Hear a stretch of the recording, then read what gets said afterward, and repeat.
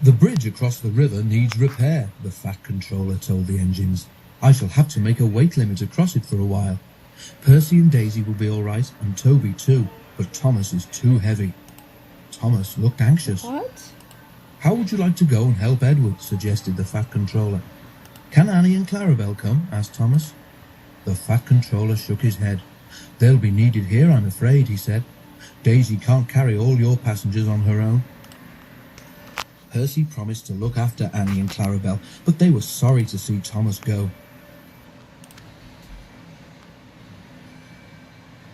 To cheer Thomas up, Edward took him to see Bill and Ben, the twin engines who lived at the China Clay Harbour. Oh dear, not another blue engine, said Bill cheekily. First Edward, then Donald and Douglas, and now... Don't forget Gordon, interrupted Ben. He came here once by mistake, so he said. I don't think he enjoyed it much, he added innocently. The twins both chuckled, remembering. No, but seriously, Edward, said Bill. Why doesn't the Fat Controller paint engines a proper colour, like us, for instance? Thomas let off steam indignantly. Let me tell you, he began. All right, you two, laughed Edward. Go and move those trucks, or there won't be room for any more. Bill and Ben, unabashed, went off happily.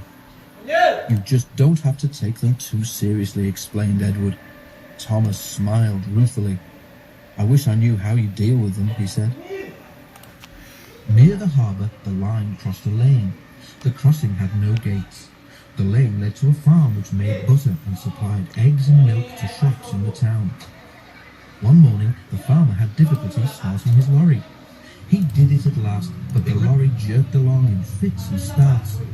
The farmer was worried about his load of milk and butter and eggs. That milk will be churned to butter soon, he muttered to himself as he neared the level crossing. The lorry lurched across the rails. The back wheels were just clear when its engine made a noise like a tired sheep and stopped. The back of the lorry was still jutting out over the railway line. The farmer struggled to start it again, but it would not go. He had just got down to telephone for help when he heard a train approaching. Thomas wasn't going fast. When he saw the lorry, he set his brakes hard, but he couldn't stop. He hit the lorry with a loud crash. The force of the blow spun the lorry round. Splintered wood flew everywhere, and eggs, butter, and milk were catapulted over Thomas. Ugh! He exclaimed and stopped. Just look at my poor old lorry, said the farmer, emerging from behind the hedge where he'd been sheltering. What a way to make an omelette! The driver made sure that Thomas wasn't hurt, then stood back and surveyed the mess. He began to laugh. It's not funny, said Thomas crossly. It should be more careful. An egg yolk trickled down his nose and burst on his butter. Oh, yeah.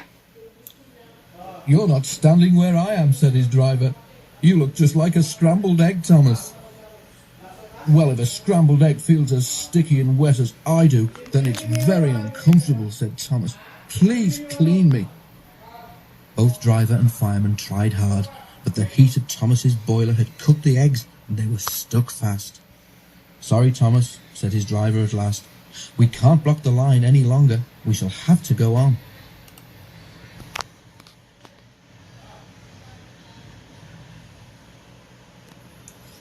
At the end of the line, Thomas was taken to Bill and Ben's yard to be cleaned.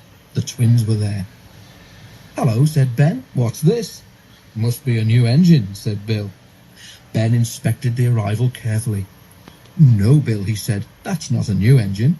It's Thomas. But it's our colour, Ben, and Thomas doesn't think our colour is proper for an engine. They heard a grinding noise. Are your joints stiff, Bill? Asked Ben. It wasn't Bill's voice. It was Thomas gnashing his teeth. I swear I will get you so